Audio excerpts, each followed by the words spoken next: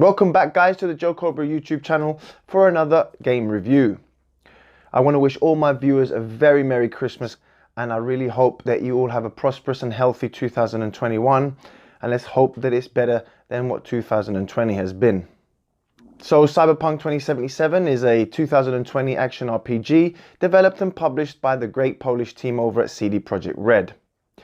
It was released for Microsoft Windows, PlayStation 4 and 5, Stadia and all the Xbox consoles on the 10th of December 2020. The story takes place in Night City, an open world set in a cyberpunk universe.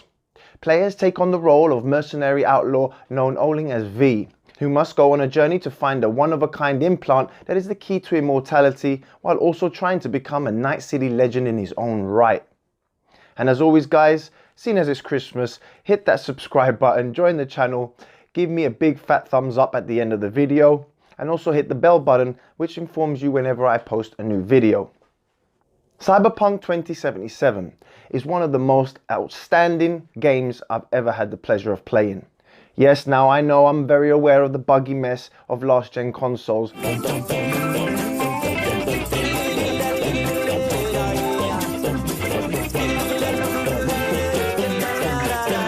but I can only tell you what I have played and experienced and seen so far. And apart from a couple of crashes and some clipping and a few people floating around, by no means did it ever spoil the game for me.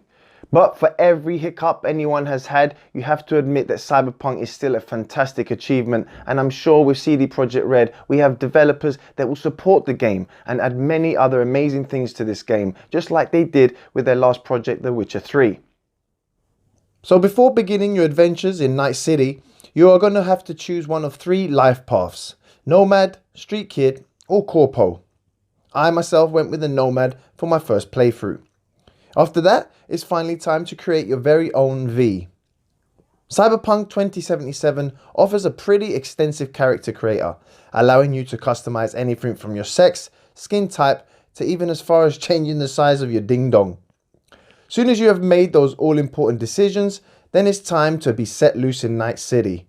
And boy, what a city it is. I can't tell you how much time I spent just staring at Night City, especially at night with its mesmerizing neon lights everywhere and all the NPCs going about their lives, to even the steam coming out of a drain cover or the lens flare of a street light. The attention to detail is astonishing, and it really had me in awe from the get-go. As you'd expect from the team that brought us The Witcher 3 Wild Hunt, Cyberpunk 2077 is a real masterpiece of world building, full of intrigue and distractions that will keep you coming back for just that one more quest. Quests take on many forms, from main jobs to side jobs to those that you stumble upon like gigs and police scanner quests. What this does is give you a map that is just a mess full of icons, which can feel overwhelming as you begin your journey, but it just means that you will always have something to do, right? And will always be rewarded for exploring the beautiful Night City. Just by going down the many side streets in the map, you could find anything from shiny cars and bikes for sale, or a Ripper Doc clinic to dive in for some cyberware enhancements, to gigs, missions that only reveal themselves when you're nearby and get a call from the local fixer that's involved. Night City only gets bigger the longer you spend in it. You'll want to explore everything Night City has to offer, because the main campaign can be short should you only complete the main story missions. Ignoring side jobs, gigs and other cool surprises, and you're looking at a completion time of around 18 to 25 hours. But you would be missing out on so much of the game if you did this. And side jobs are very crucial to the story. While it's easy to think of them as just simple side missions, they are actually part of the campaign in their own right, and experienced in these moments with core characters will get you so much more out of the main story, not to mention the possibilities that can change your ending.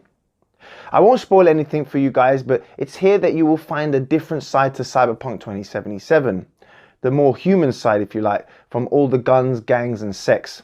You can become so emotionally invested in these characters that it's easy to become more engrossed in them than V's own story. There's loads of great humor and emotional feelings that you won't always expect, giving you real characters that will no doubt be as memorable as those in The Witcher 3. The same goes for the gig missions too, which are like shorter missions away from the main story, and they range from simple quests to some real bizarre shit that had me laughing my ass off with what was going on.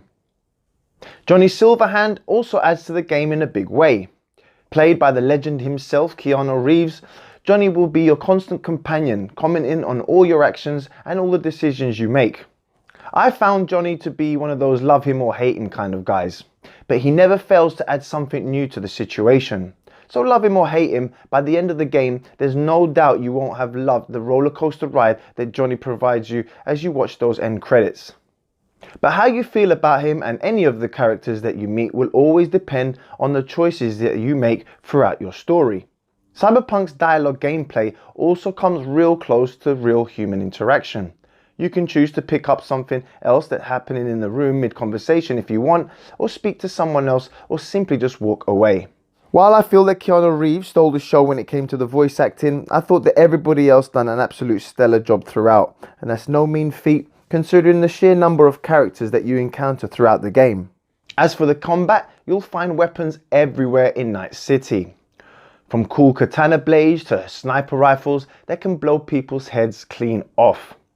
The game also features a ton of upgrade trees and abilities and perks that really help you become the person that you want your V to be.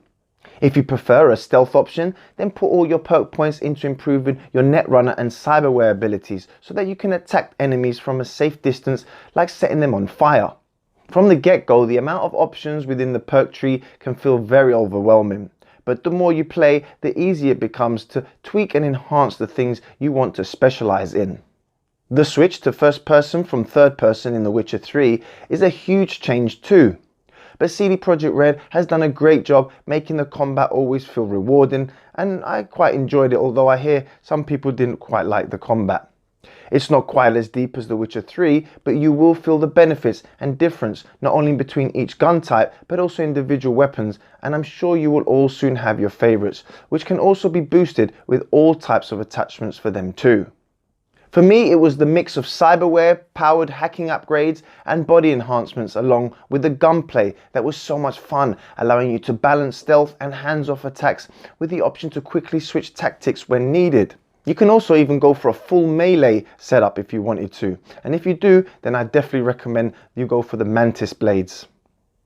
Either way, whatever choice you make, I'm sure you will find the right upgrades that will suit your playstyle. As for the cars and bikes of Night City, they all looked fantastic and fitting perfectly with the world. The handling of the cars and bikes, another thing that some people have been complaining about on reviews, was quite enjoyable enough, and I was happy to feel that every car really did handle different to the next. Once you own your first car, you can then call on your vehicle at any time, similar to how you would call on Roach in The Witcher 3. This will only apply to one vehicle. The rest will remain in your garage at your apartment. This doesn't apply to stolen cars though, but you can access your garage at any time by holding right on the D-pad. There are tons of vehicles to collect, with even fixers offering up cars in each district. The cars in Cyberpunk come in all shapes and sizes, from trucks to fun off-road vehicles, and of course those super cool futuristic motorbikes. And for all you fans out there of Akira just like me, then they have Kaneda's bike in this game, and for me it was one of the favorite vehicles in the game for sure. But you're going to need a lot of money if you want to get these flashy bikes and cars, so I suggest that you guys start saving early on. And speaking of vehicles, after years of enjoying Grand Theft Auto's police car chases, drifting through the streets of Cyberpunk to escape cops was something that I was really looking forward to. But sadly, this is not the case here. I know it's not the game's focus, but my biggest disappointment with Cyberpunk is the awful police chases. If you commit a crime, police literally just spawn within 5 meters and start shooting at you. And car chases, well, they don't even exist. You drive more than 2 blocks away and you just escape. This is something that I really hope CD Projekt fix and fix soon. And finally, the game's soundtrack is just so damn good here too. You will be able to switch to one of the various radio stations while driving through Night City. And whether it's rock, dance or hip hop, they all have the great electronic undertone throughout, and the music is just as important as the city for that all important immersion. Even after 60 plus hours or so with Cyberpunk, which includes seeing my Nomad path ending and completing most of the main side quests, I still feel like I have a ton more to see and do in Night City. I still have loads of gigs to complete, fixers still keep calling on me for help, and I'm nowhere near finishing my awesome car and bike collection. Even after all this time, I really can't get enough of Night City. And as I said earlier, I understand that a lot of people have experienced some horrendous bugs, especially on the last gen consoles. But guys, I can only review what I've experienced. And for me, I think I've experienced the game that everybody expected Cyberpunk to be. Cyberpunk 2077 is truly an exceptional video game in my eyes. It wears its heart on its sleeve, and it isn't afraid to do things many other games would avoid, and delivers immense immersion and storytelling on a scale I have rarely seen, despite the bugs and glitches trying to prevent this. After a crazy 8 long years in the making, I finally got to live in Night City, and now I'm here, I just don't want to ever leave. I am going to give Cyberpunk 2077 a very, very strong 9 out of 10.